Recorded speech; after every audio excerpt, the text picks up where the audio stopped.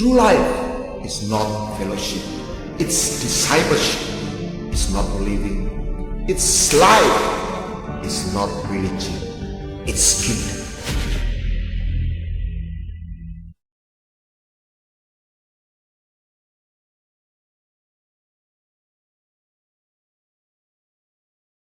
Shalom.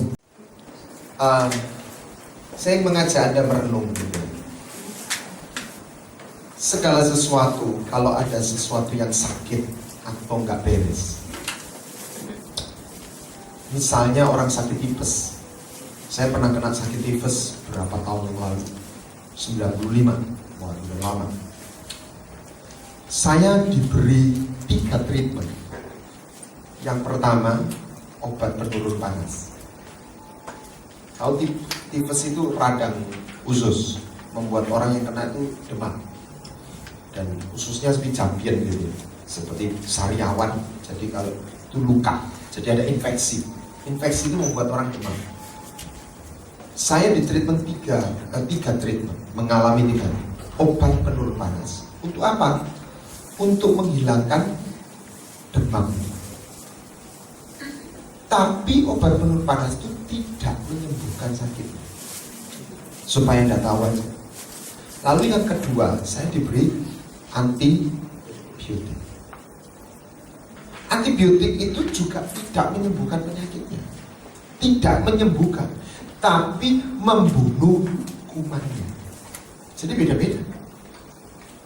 Kalau orang hanya minum obat penurun panas, maka dia langsung enak. Kita turun.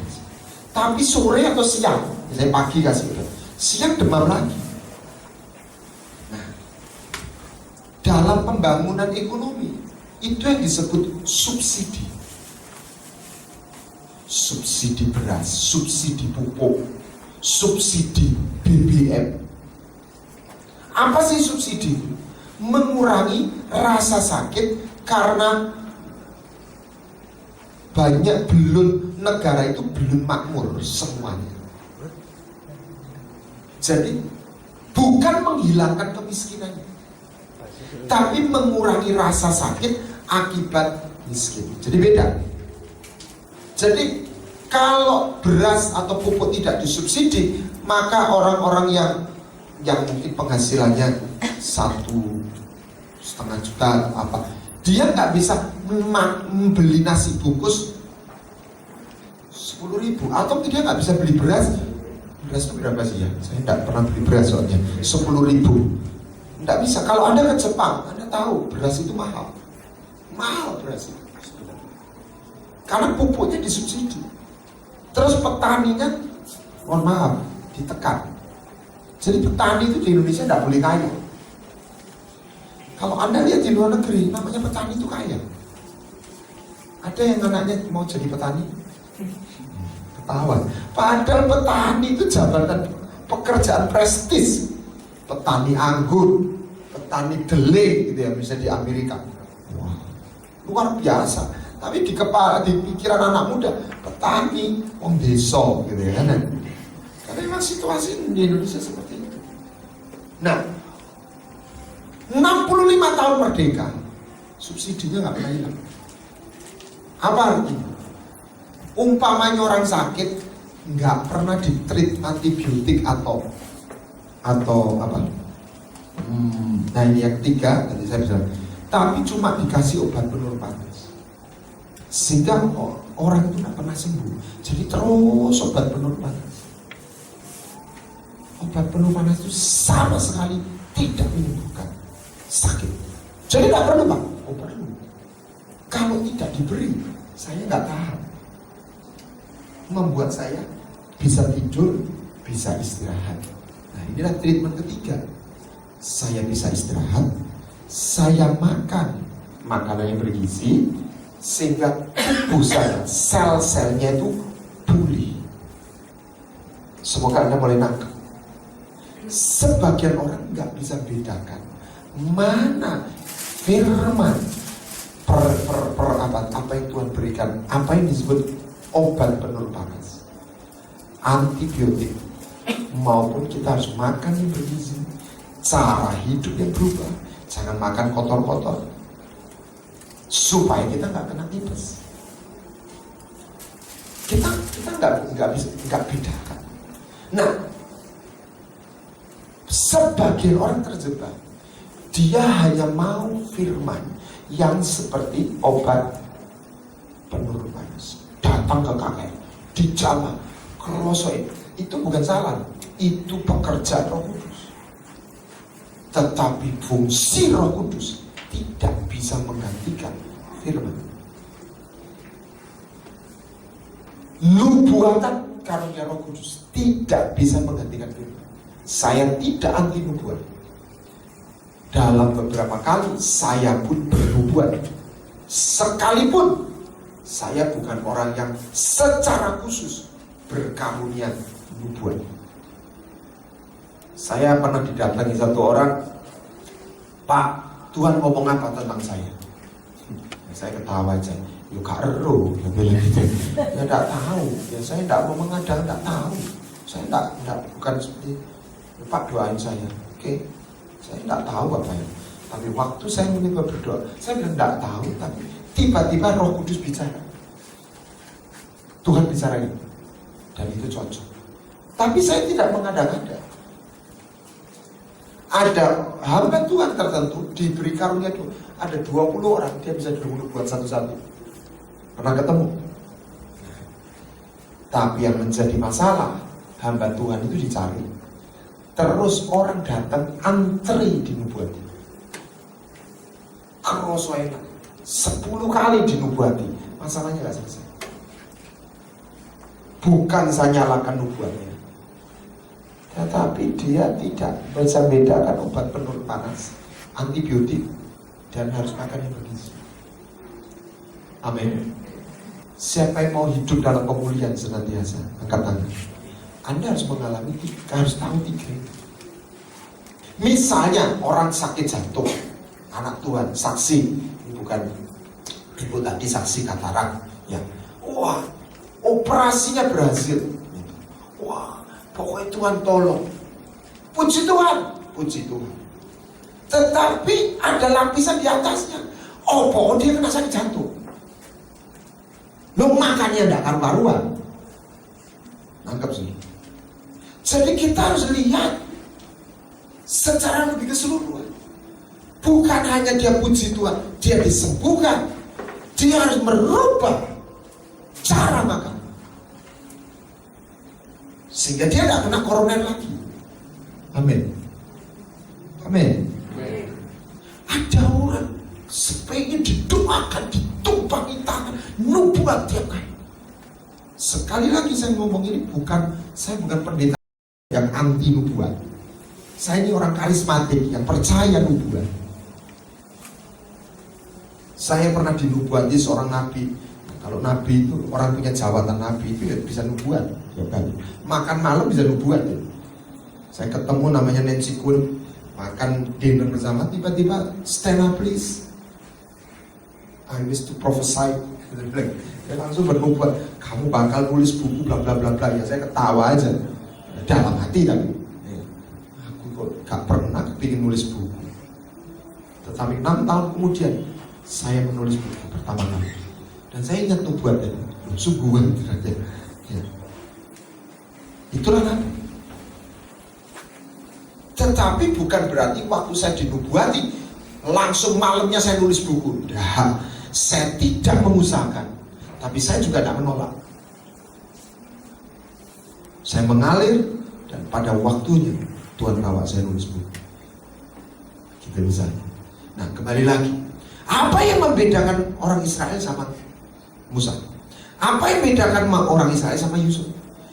Orang Israel itu dibawa keluar dari Mesir ke tanah perjanjian, dapat kasih karunia. Yohanes 1 ayat 17.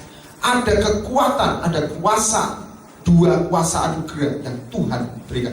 Yohanes 1 ayat 17. Sebab hukum Taurat dibawa oleh Musa, diberikan oleh Musa, tetapi kasih karunia dan kebenaran datang oleh Yesus Kristus. Bukan diberikan, datang. Jadi dari pribadinya. Tapi 2 kuasa atau pilar kehidupan atau kuasa anugerah yang Tuhan sediakan dalam hidup ini. Kasih karunia dan kebenaran. Kasih karunia tidak sama dengan kebenaran. Tapi kasih karunia bukan musuhnya kebenaran. Kasih karunia itu pasangan kebenaran. Saya sedang menulis buku Kasih Karunia dan Kebenaran, dua anugerah yang tidak boleh dipisahkan. Sebagian, kenapa orang suka khotbah tentang kasih karunia? Kok lebih sedikit orang kalau mulai dengar kebenaran? Tak kasih tahu ya. Kasih karunia itu tidak bayar. Kalau kebenaran itu bayar. Ada harganya. Kalau kasih karunia dikasih. Kebenaran itu tidak selalu manis. Kalau kasih karunia itu ya enak rasanya. Tapi kasih karunia itu tidak berdiri sendiri, berpasangan dengan kebenaran. Nah, kenapa orang Israel tidak bisa masuk tanah perjanjian? Karena mereka menerima kasih karunia, tapi mereka nggak pernah kenal kebenaran. Mereka gagal mengerti jalan Tuhan. Kita lihat dalam Mazmur 95 ayat 10. 40 tahun aku jemu kepada angkatan itu. Tuhan itu bete buat sama orang yang disebut kelompok yang disebut 2 juta umat Tuhan. Mereka satu bangsa yang sesat hati dan mereka apa? Tidak mengenal jalanku. Jalan itu adalah kebenaran. Engkau Mazmur 95 ayat 10. Sebab itu aku bersumpah ayat 11, dalam murkaku mereka tidak akan masuk tempat perhentian. Bandingkan dengan Yusuf, dari Kanaan malah dijual ke Mesir. Dari budak jadi perdana menteri. Karena Yusuf tidak hanya menerima kasih karunia, Yusuf hidup berjalan dalam kebenaran. Ini orang 2 juta ini gak kurang-kurang mujizat. Siapa pernah lihat laut dibelah? Gak pernah toh. Awan, tiang awan, tiang api. Lihat mujizat matahari berhenti. Semua mereka lihat. Mana turun dari surga, ditolong sama Tuhan. Keluaran 33:13. Nah, ketika Tuhan, Musa ketemu Tuhan, dia minta 2 hal ini. Kiranya aku mendapat kasih karunia. Memang kita butuh kasih karunia. Yang saya maksud kasih karunia itu sangat dibutuhkan. Tanpa kasih karunia kita nggak bisa melakukan kebenaran. Kiranya aku mendapat kasih karunia di hadapan. Beritahukanlah apa? Jalanmu. Nah, orang Israel nggak kenal jalannya, bukan nggak kenal perbuatannya. Orang Israel itu mengalami perbuatan Tuhan, tapi nggak kenal jalannya. Beritahukan jalan, sehingga aku mengenal kau, sehingga aku mendapat kasih karunia. Jadi kebenaran itu wadahnya kasih karunia. Nah, kasih karunia di depan, tetapi harus diikuti kebenaran. Baru membawa orang pada kemuliaan. Sebagian orang kasih karunia menjadi sia-sia. Karena orang itu tak pernah belajar kenal jalan Tuhan. Nah, udah waktunya khotbah ini harus seimbang. Tidak ngomong kasih karunia, kau bakal ditolong, kau bakal disembuhkan saja. Umat Tuhan diajar mengenal jalan-jalan Tuhan. Dan Tuhan tak pernah berubah. Jalan itu sempit, jalan itu tak mudah, tapi jalan itu jalan kehidupan. Mazmur 16 ayat 10 atau 11. Engkau memberitahukan kepadaku apa? Jalan kehidupan. Jalan kehidupan. Jalan. Yesus itu jalan. Yesus itu bukan tiket ke surga. Saya khawatir ada sebagian orang yang merasa punya iman, tapi imannya palsu. Lebih ekstrim. Merasa selamat tapi tidak selamat. Merasa namanya dicatat dalam kitab kehidupan, tidak pernah dicatat. Kenapa? Karena imannya palsu. Apa tandanya imannya palsu? Tidak ada perbuatan. Iman itu action. Iman itu bukan nonton. Iman itu bukan sekedar konsep. Sedikit ini buka rahasia.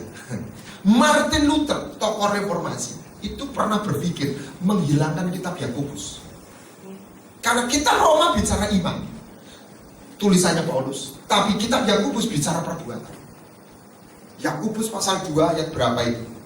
Kamu percaya Tuhan sama Tuhan? Setan juga percaya. Ini ayatnya nggak enak dibaca. Kalau dibaca, setan percaya tapi tidak pernah beriman. Lah Abraham dibenarkan karena iman, ya, tapi juga kan imannya ini ada perbuatan. Nah, terus disusul apa? Dia membangun mezbah dan mempersembahkan siapa? Ishak. Ishak itu apa? Miliknya yang berharga. Jadi imannya Abraham itu bukan cuma percaya sampai di situ, no. Daud, kalau Anda pikir Daud itu apa? Mazmur, apa ya? Pujian, nyanyi, diurapi. Wah, lagunya luar biasa. Mazmurnya hebat, diurapi. Kalau hari ini tuh pemimpin pujian yang diurapi. Tapi Daud bukan cuma pinter nyanyi, bikin lagu tok. Daud itu mempersembahkan 3.000 talenta emas, 7.000 talenta perak dari duitnya sendiri. Bukan duit kasihnya negara. Dalam satu tawarin 29, tak kasih hitungan 3.000 talenta emas tok aja. Satu talenta itu berapa kilo? Tahu? 34 sekian, 35 kilo. 1 kilo emas itu berapa? Ada yang tahu? Oh, pasti tahu. Saya jabat Tuhan tahu. Sekitar 500 juta, betul ya Pak ya? Gopek yo, kali 35.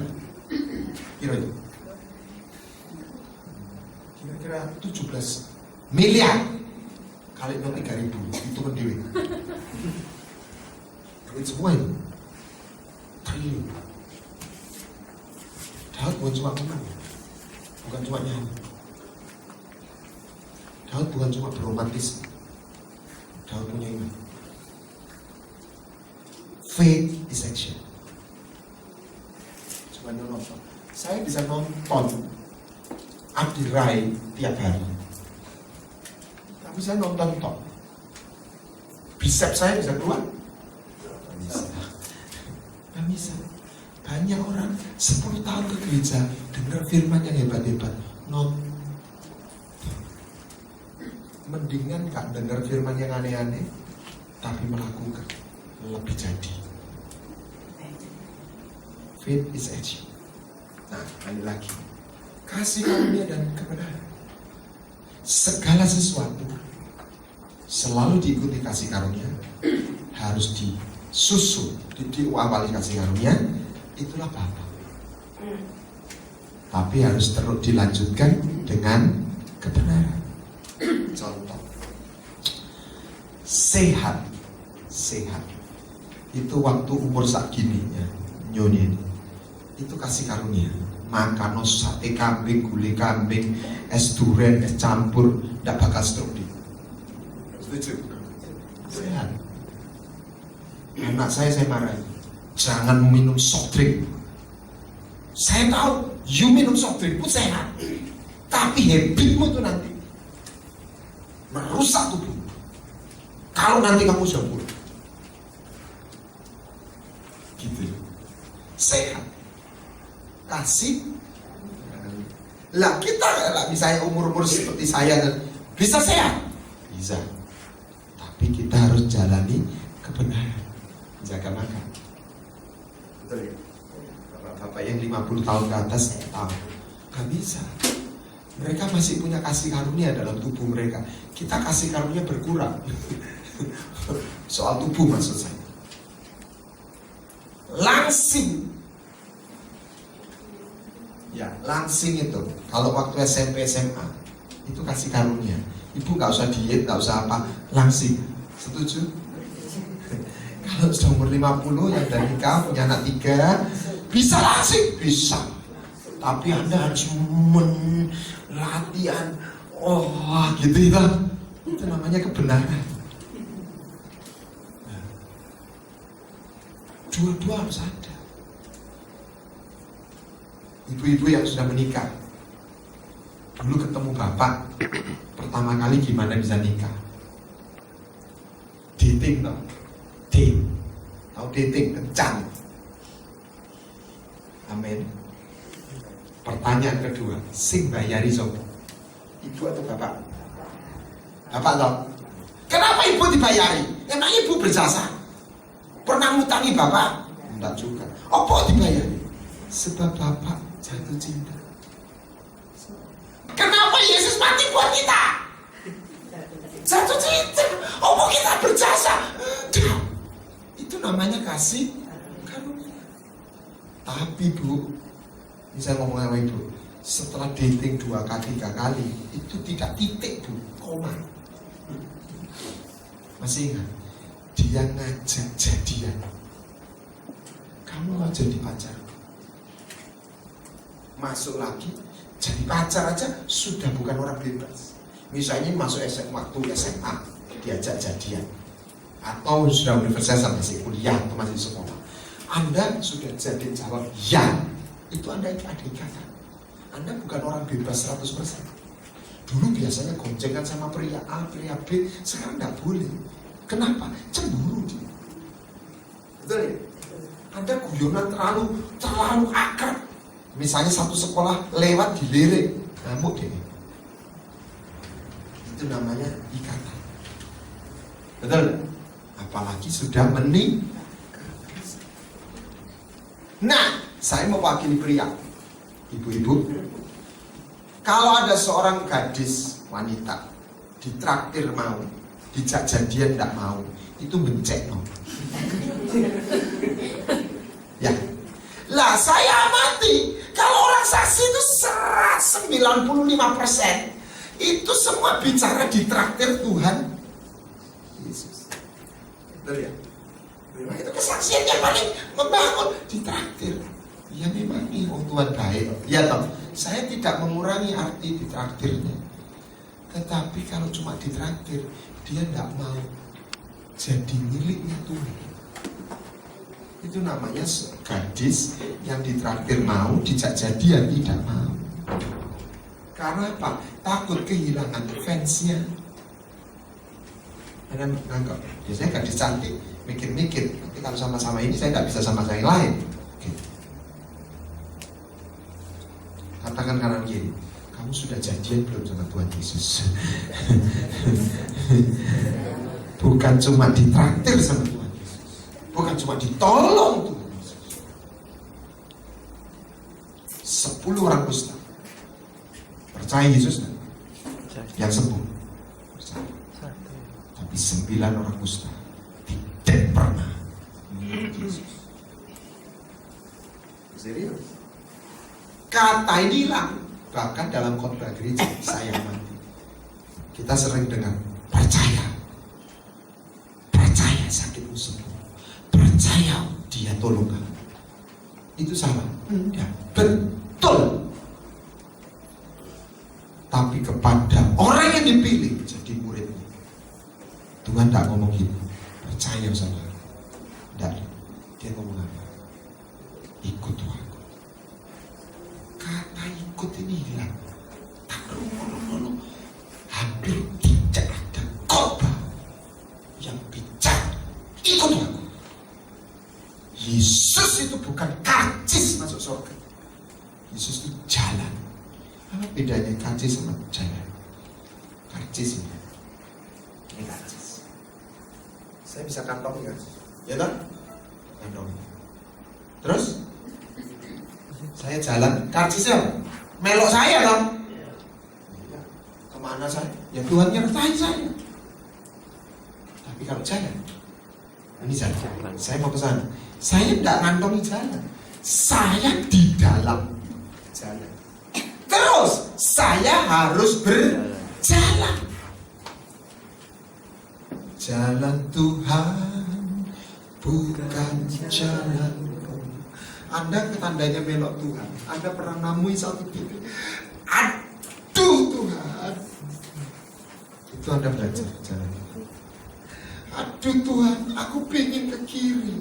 Itu namanya pikul lakuk yang dipasang. Itu sapi meluku, tahu luku, membajak. Itu ada 2. Nah ini nggak bisa, satu ke kanan, satu ke kiri, mesti barengan. Lah sapi junior harus ikut sapi senior. Kita kebilang Tuhan pingin ke sana loh Tuhan. Tuhan bilang enggak, aku mau ke kanan. Terus kita harus ikut. Itu waktu kita ikut, aduh Tuhan, sakit. Itulah jalan. Seperti tingginya langit dan bumi, demikian jalanku dengan jalan. Kebenaran itu jalan. Kebenaran itu bayar. Belilah kebenaran. Amsal rasanya 23. Jangan menjualnya. Beli itu bayar. Kasih karunia itu gratis. Nah, saya akan membahas kasih karunia. Tapi supaya kalau dua-dua tidak cukup, tapi keduanya harus Anda miliki. Tapi harus dimulai dari kasih karunia. Memang kita harus dapat kasih karunia. Tapi kasih karunia diberikan supaya kita menghasilkan buah. Kalau ada pohon disirami, dipupui, tidak wow-wow, ya ditegur aja, ya kan gitu. Kasih karunia diberikan, kasih Tuhan diberikan supaya hidup Anda dan saya menghasilkan buah. Kasih karunia itu apa? Kasih karunia itu bukan kebenaran, tidak bodoh. Kan dan itu kan berbeda. Kasih karunia ini hal yang tidak pernah bisa diberikan sama Nabi. Agama apapun tidak pernah bicara kasih karunia.